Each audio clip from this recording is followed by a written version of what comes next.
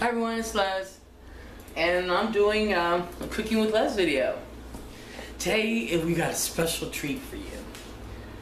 Because it's 7:30 at night, people are kind of hungry, namely me and Frank, and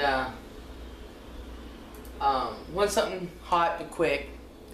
So we are having hamburger helper. So if you've been wanting cooking with Les video, we're going to make hamburger helper together. And people are like, ew, gross, hamburger helper. Well, yeah, I'm one of those. I kind of like it. And we're going to go to town. Let me go wash my hands. So, get that done. Hear a funky noise. I think most people know it's my pump from a well. We actually have it inside, and it makes a funky noise. We got a new pump to replace it. It's just got to be wired up. So, alright. I know the directions say, I make this enough. We're doing the cheeseburger macaroni one. I only like the cheeseburger ones or 3 cheese ones. I like anything with cheese, but I don't like the lasagna one. I don't like the beef stroganoff one. I just like the ones with cheese. I know it says about a pound of meat, but guess what? Just like everything else, I just guessed at it. So, started preheating my skillet. I should have already had it on, but I didn't. I'm just going to throw some meat in there. It's already thawed. I plan on making like a crap load of spaghetti yesterday, and some things fell through, so I didn't have to cook for 11 people or anything. So we got all this hamburger. I got several packages of hamburger thawed because that was going to go in the meat sauce, and so I'm just thinking of ways to use it. And I have no hamburger buns, so I'm not about to go anywhere. That's for sure. I just don't feel like it. And so I'm just going to guess at how much meat I want in there.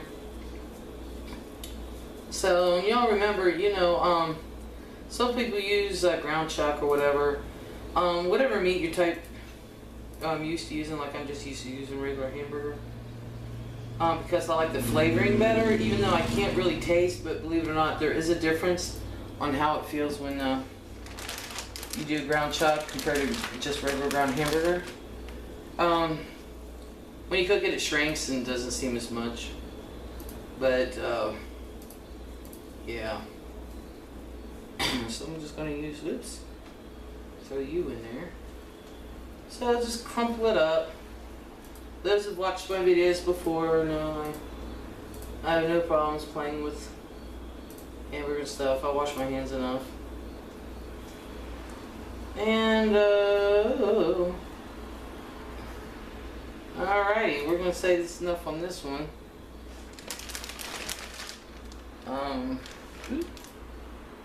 Okay. Alright, so I'm going to put the rest of this back in the fridge. So I'll be cooking hamburger stuff. Anything that has to do with hamburger, I'll be cooking it for a few days. Because I don't want the hamburger to go bad.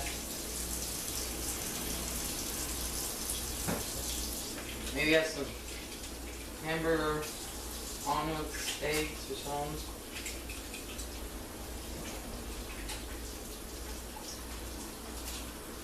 So,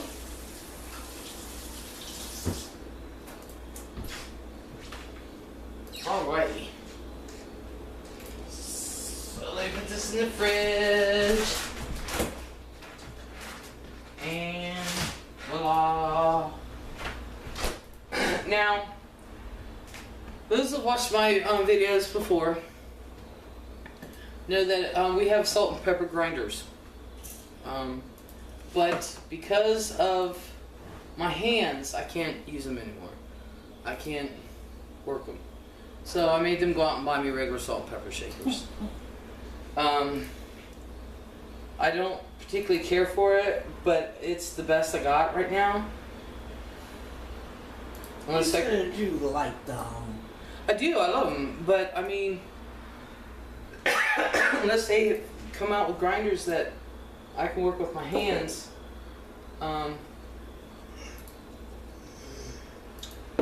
Always season the meat. I'm gonna go get my little plate.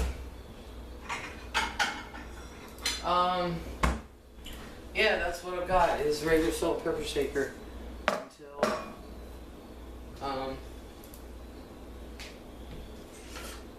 they come out with a grinder I can use.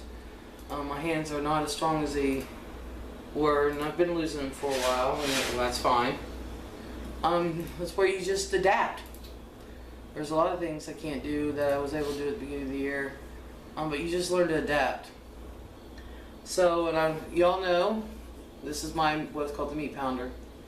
That's all it's used for. It was my mom's. She gave it to me. That's all I use it for. And so until the skillet heats up some, which I should have already had it preheated, but I didn't. I'm going to turn the camera off, and when it's time to get to it, then I'll turn her back on, and we'll go to town. So I'll see y'all in a few minutes. Okay.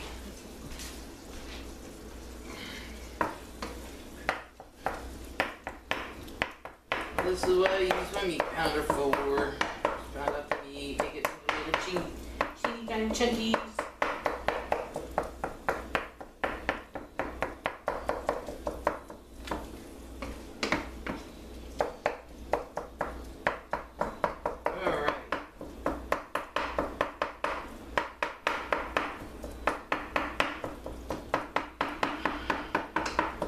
This is actually hurting my hand, but I guess you gotta do what you gotta do, huh?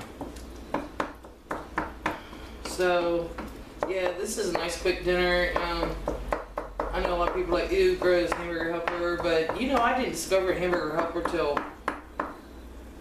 what, after you and I got together, Fran? Yeah, that's when I discovered hamburger helper.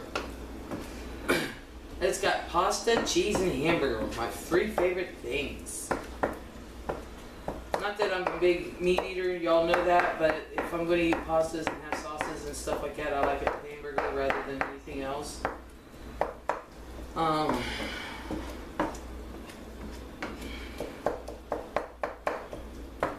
not a big meat fan, but I am going to be making my own Chinese. I was talking to my friend today. I need a deep fryer, we need a new one. And I'm going to show you guys how to make your own sweet sour chicken, fried rice, that kind of thing. And my sister has discovered this. She brought home these egg rolls that are frozen egg rolls, and they're actually pretty good.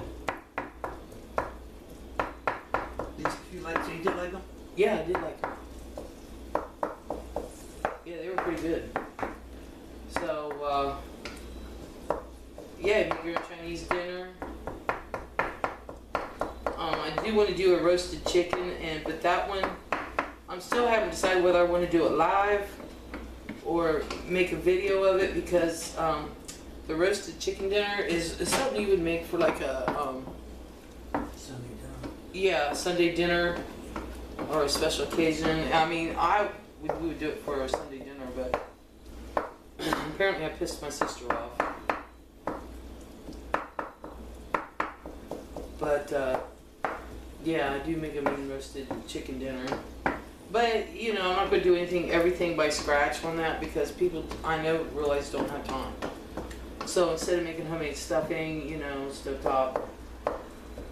Besides, when I do the stuffing, there's this hand crank on, I don't have one. And,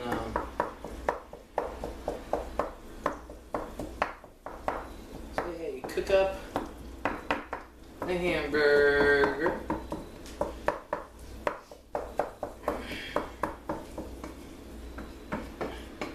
Stir it around, and even though it looks brown, I'm still going to cook it for a few extra seconds just to make sure. And it is in tiny pieces, so if there was anything pink, I definitely would see it when I bust up the bigger chunks.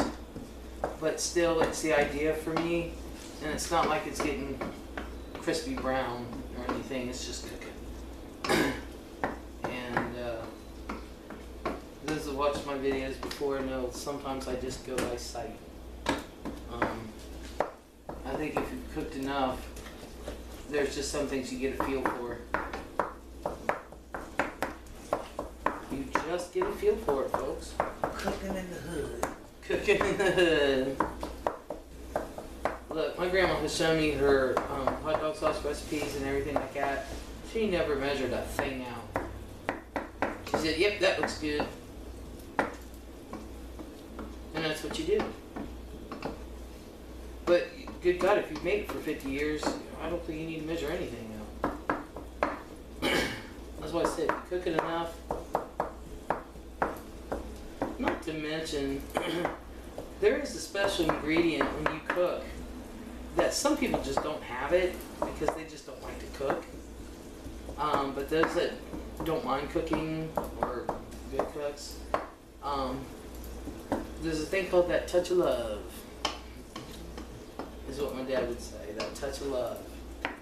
It's just something different, but then again, I don't cook like my grandma, and we were having a discussion with some friends of mine yesterday, and I said, nobody makes a peanut butter and jelly sandwich like grandma does. You know, it's just a peanut butter and jelly sandwich, but nobody makes it like grandma does. So, kind of wish my granddaughter was here. I could be making her do this. She's 8, she's old enough.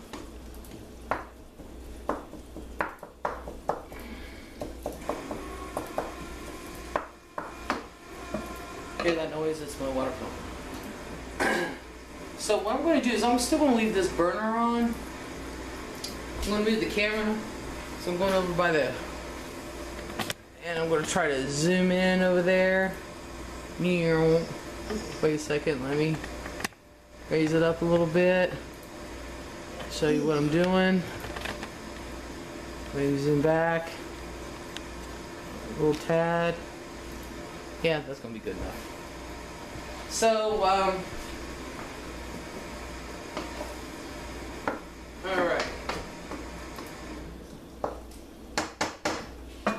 So I am going to leave the burner on, but what I'm going to do is, of course I got my strainer. I'm going to strain it into a bowl.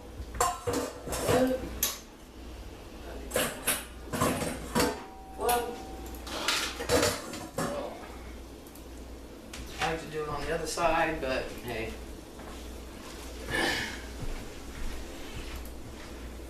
Strain it.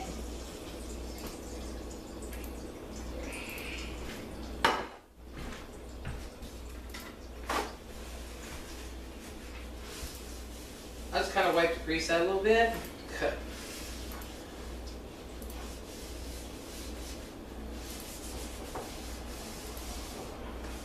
More than a little bit.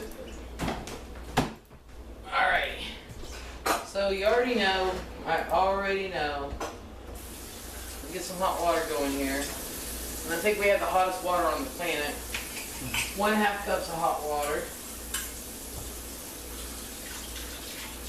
Ooh. Ooh, ooh, ooh. 1.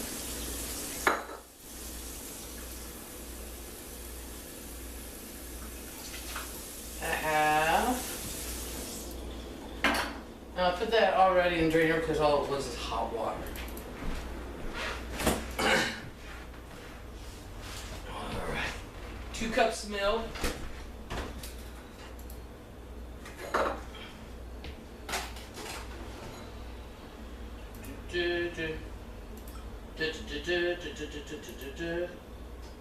One.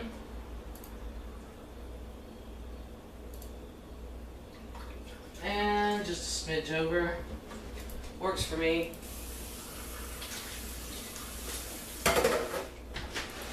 Okay.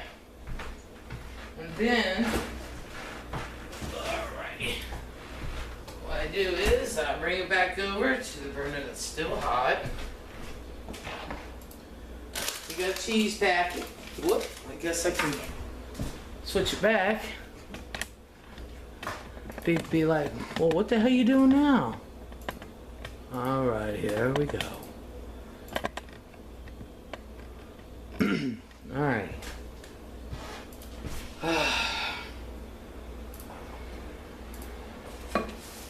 Okay.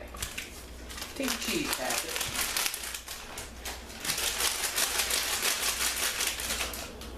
La la la la. La la la la. La la la la. La la la la. La la la la la. La la la la la. Dump her in there.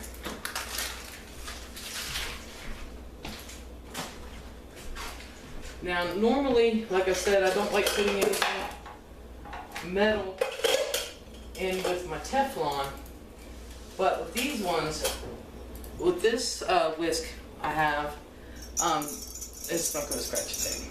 They're all rounded and they're soft, and it doesn't do a thing. So what I do is I take the whisk and I stir in the cheese sauce. Make sure it's all broken up. Because there's nothing I hate worse than chunked up powdered cheese.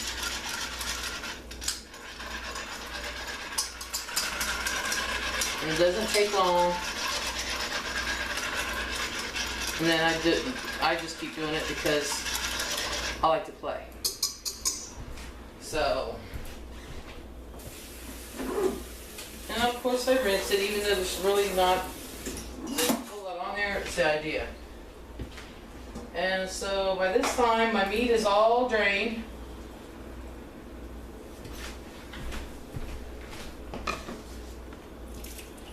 Take your meat. And that really is about a pound of meat. So I'm pretty good at that. Yay! I did something right for a change.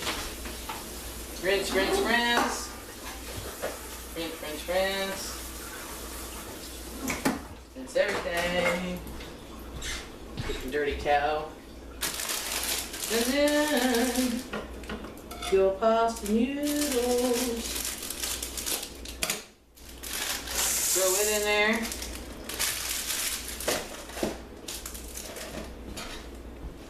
Dun, dun, dun, dun. And as you can see, my counter is a little cluttered and stuff, but you know what? I ain't gonna fake it shit. We all got active kitchens.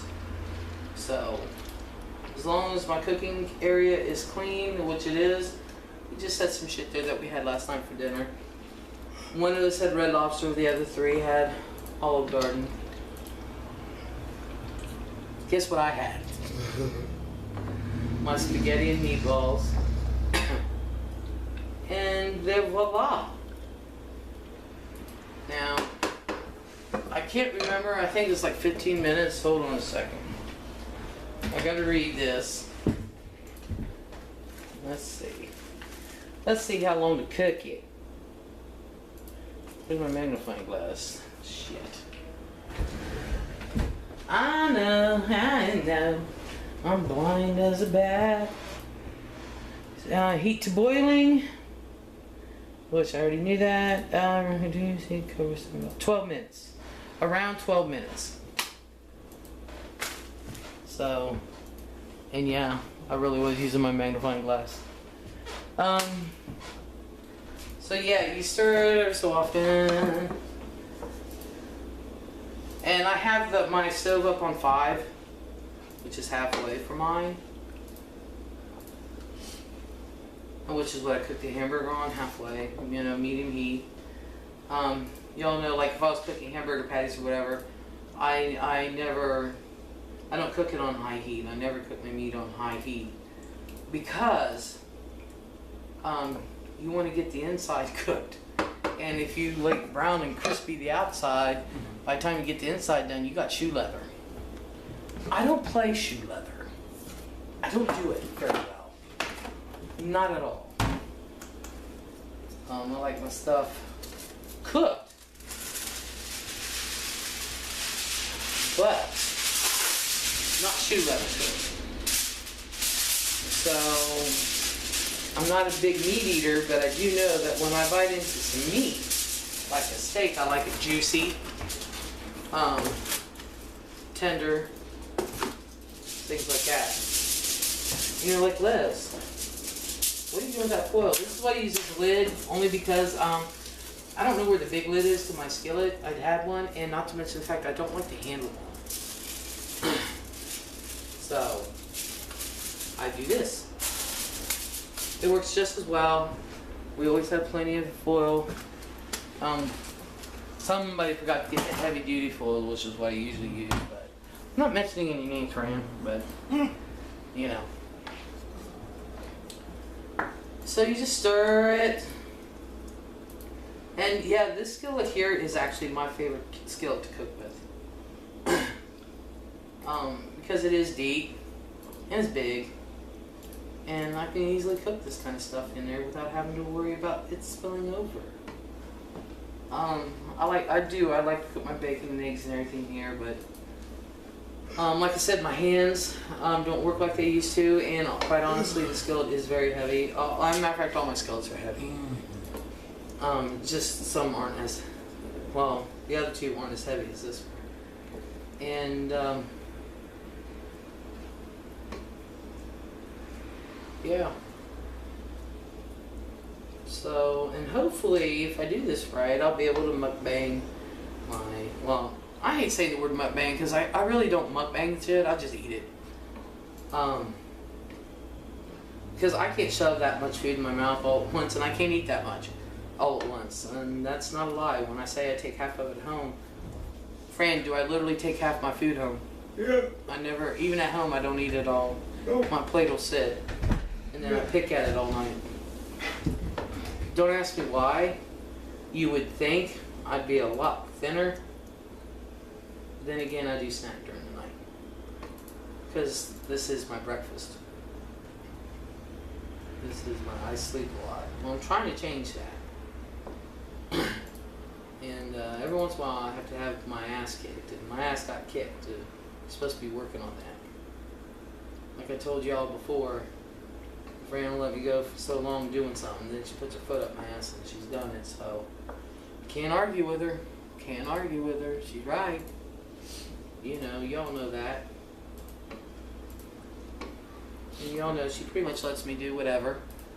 I mean, she's not an ogre or nothing. She lets me do whatever. She does whatever she can to please me, but there are things she knows I want to work on, and there's things I need to work on, and she'll put her foot up my ass. And I think that's the way relationships should be. You should always talk and stuff like that. And if you ask me, dinner's a great way to do that. It's a great way to get to know your family, what they're up to, what they're thinking.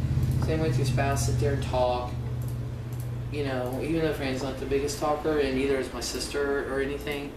But for some reason, I was just taught. And my sister and I grew up in the same house. Isn't that weird? You talk at the dinner table. You eat meals, even if it's a lunch. You know, you eat meals together. You talk and you find out what things they do like, what they want to try, not to mention what's going on during the day. Great way to find out what your kids are up to. And am I saying you have to do it every day? No, because parents work. But what's wrong with that night, you know, before kids go to bed or whatever, and if you're home, what's wrong with sitting down eating a bowl of ice cream and just talking to them? You know? Or if they're home during the day before you go to work, just eat lunch. Eat lunch with them. You know? Find out what's going on. It's so important, I feel, but it's not, I understand it's not like it was when I was young. It's not like it was when the boys were young. You know, I understand. But even when the boys were young, there was always some time with them. And you know, when you have a parent that's not involved, and the ones you have one, and you know she's relying on her family to help her, it's not easy. It's really not easy. So I understand that. But if you get a moment, do it. Make a conscious effort to try to do it. So while I'm waiting for this to boil, which it looks like it's getting ready to every so often, yes, I stir it, and as you can tell, it's getting thicker.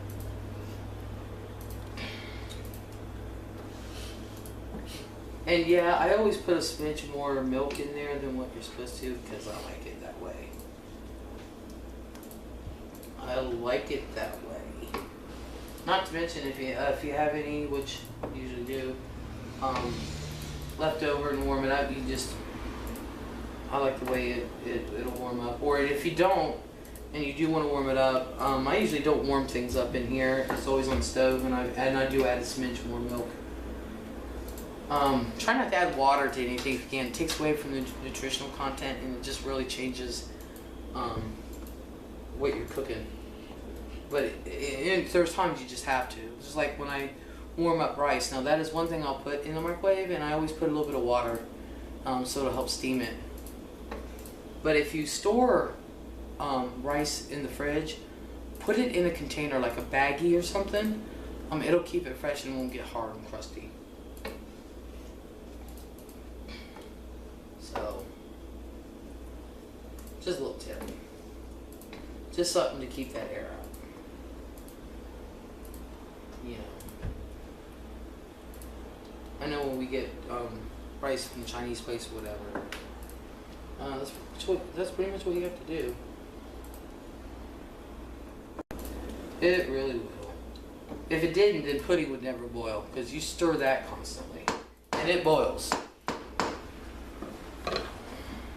So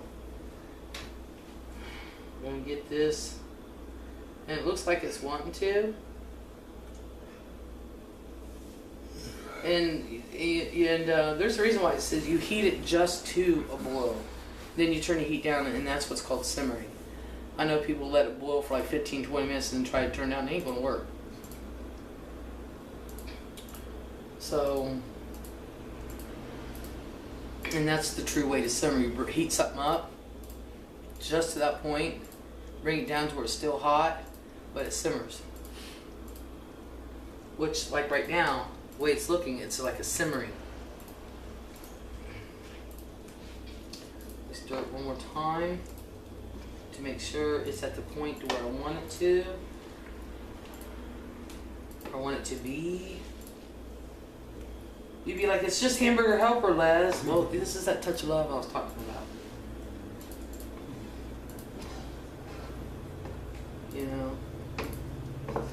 Because when I do cook, I am picky. So, ouch.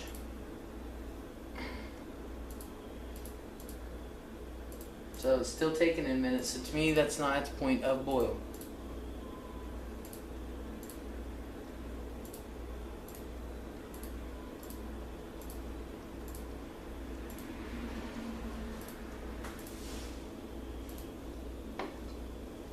Do it again.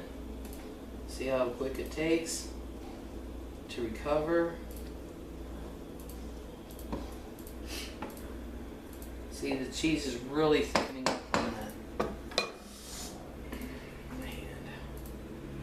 that. So yes, we're at that point. We'll wait a second.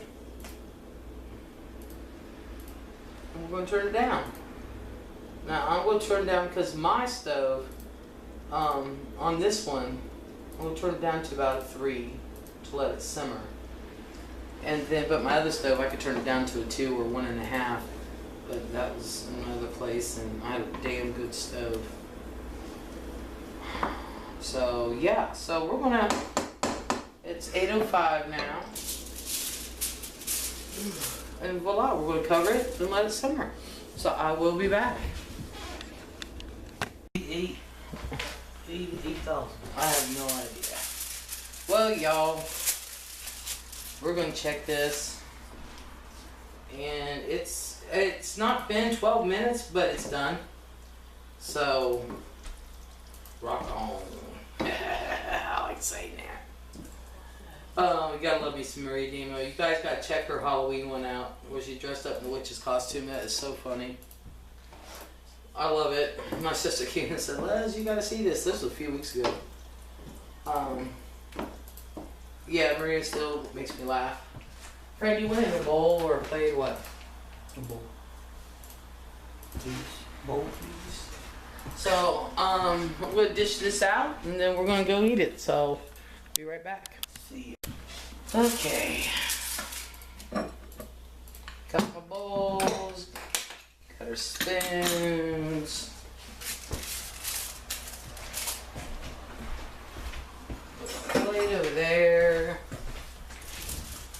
I got the wrong. That thing still on? Yes, it's on. So you just told everybody you had to run. Shush! Not saying words. Shut. You know what? You didn't have to repeat it. I said it really low. No, they heard you, honey. If I heard you, they heard you. Alright.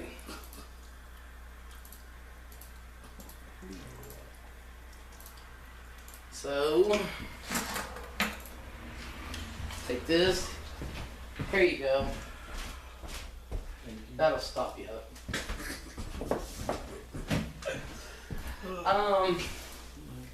Yeah, this actually is perfect for a hot lunch. Especially in the winter. Yeah, it's perfect for a hot lunch, but every once in a while, when we don't want a big meal, but we just don't want something hot, we eat something like this. Oops, I guess I can throw that away now. So, set this over here and then get my ice water and we're gonna go eat. Hello, I'm back. This is what it looks like. So, it's hot as crap. So, it's hot. So while I'm sitting here, there's two things. Well, a couple things I want to say. By the time I get this, because it's Saturday, by the time I get this loaded, it'll probably be after midnight. So it'll be my October 1st. Bitchin' and Eatin' have put out a challenge to do a Vlogtober, which means you put out a video every day in October. And so I'm going to take them up on that challenge. We're going to see what I can do. So this will be my first one. So happy Vlogtober to everyone.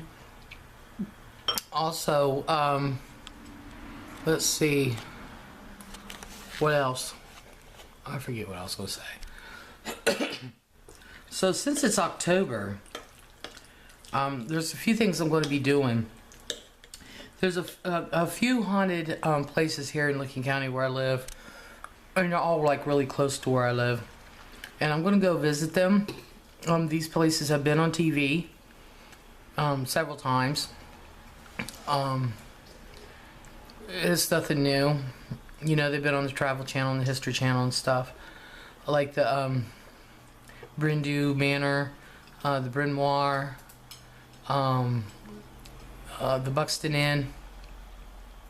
They all claim to be haunted. Years ago, my sister actually worked at the Buxton Inn, and it's a very swanky place to go eat.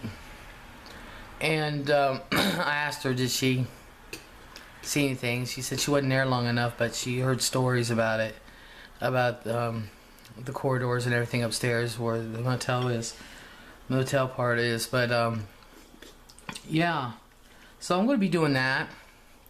There's a cemetery right up the road from where I live, literally. And then there's another cemetery, Cedar Cemetery, which is across town. And I actually know a couple people. Matter of fact, one of the ladies I used to take care of is buried there. So I'm going to go to these places, do a little bit about the history and that kind of thing this month. I think Skeeter Jerkins is going to Mansfield Prison, which is known to be haunted. And if I'm not mistaken, that's where they filmed Shawshank Redemption. So up there in that prison. And that's about an hour and a half from me, maybe that long. So, but one of the places around here I don't know, maybe people in Ohio might know this story called the story of Whitechapel. Now, Whitechapel Church is down the street from me. It literally only takes me 3 minutes to get there. And, oh, that's still hot. And this is the story of Whitechapel Church. And I'll go and take a video of the church. It's a little dinky place. But every time they put a cross out front, somebody ends up burning it. So I think they got smart and actually put a metal one out there or something. They always had wood ones. Well, anyway, the story about Whitechapel Church is there was this couple, and the girlfriend helped the boyfriend escape from prison. And they were driving down the road. And their car ran out of gas. So they pulled over. It was running out of gas. You know, they got pulled over these back roads. And so they were sitting there in this parking lot. And the boyfriend told the girlfriend, said, "You stay here, I'll go get gas." She's like, no, honey, no. Well, it was a little windy out and everything. He said, "No, stay seated in the middle of the car. Lock the doors, and I'll be back." So after fighting for a few minutes, he left. Well, she fell asleep, listened to the radio. She woke up, and during this time he was gone, and heard some kind of scraping on the roof of the car. But like I said, it was windy, so she figured it was branches from the tree. And then she heard little drops, and she said, "Great, it's going to start raining." And so she turned the radio on again, and she went to sleep. She doesn't know how long she was asleep, but she woke up to this tapping at the window and this flashlight in her face. It was a police officer. And he told her, he said, "Ma'am, please get out of the car." She's like, "Why? Please get out of the car." So she started to get out of the car. He said, "Whatever you do," he said, "please walk straight forward. Do not turn back. Get in the other car, and we're going to take you away." She's fighting, you know. He's like, "Ma'am, you need to do it." She's fighting, of course. "What are you arresting me for? This and this and blah, blah, blah." Well, he never said she was arrested. Well, anyway, she gets on her way. You know, they finally handed her off to another officer, and they were escorting her back to the other car, and she turned around. And her boyfriend was hanging from the tree above, and the scraping she heard was his feet on the hood. And the raindrops she heard was the blood. He was hanging from the tree with his neck slit. That's the story of Whitechapel Church. Now, what makes it scary is the fact that people claim that whenever they drive by the church, something happens to their car. It was one basketball game, I remember. I was waiting on my friend Kelly. She finally got there, and she was with a bunch of other people. I have a joyride and went down that road. And they got scared because the car just stopped. Plenty of gas, everything. The car just stopped. And they couldn't get started. Well, right around the corner was Whitechapel Church.